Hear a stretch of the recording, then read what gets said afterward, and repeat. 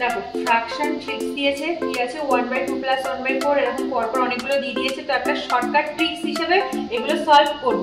ফার্স্টে দেখো এখানে যে বড় সংখ্যাটা দেয়া আছে কত 4, তো নিচে 4 লিখে দেব। 4 যে বড় সংখ্যাটা থাকবে সব থেকে সেই সংখ্যাটা লিখবো 4।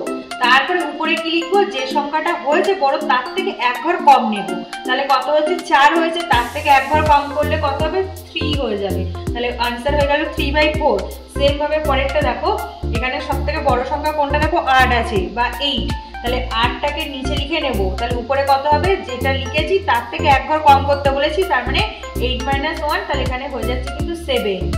সেম ভাবে দেখো এত বড় ক্যালকুলেশন এত শর্ট ট্রিক্সের মাধ্যমে কিন্তু মুখে মুখে করে ফেলতে পারবো। এত বড় ক্যালকুলেশন শর্টে দেখে নাও। প্রথমে সবথেকে বড় সংখ্যা কত আছে 16, তাহলে এখানে নিচে লিখে দিলাম। এইবার উপরে কত হবে, এর থেকে এক কম মানে 16 - 1, তাহলে হয়ে গেল 15। তাহলে এটা কিন্তু সলভ করে দেখো হবে 15/16। আচ্ছা নেক্সট দেখো কি আছে 1/2 + 1/4 1/8 1/16 + 1/32। এটা কত হবে তোমরা আমাকে কমেন্টে আনসার দিও, এটা তোমাদের জন্য।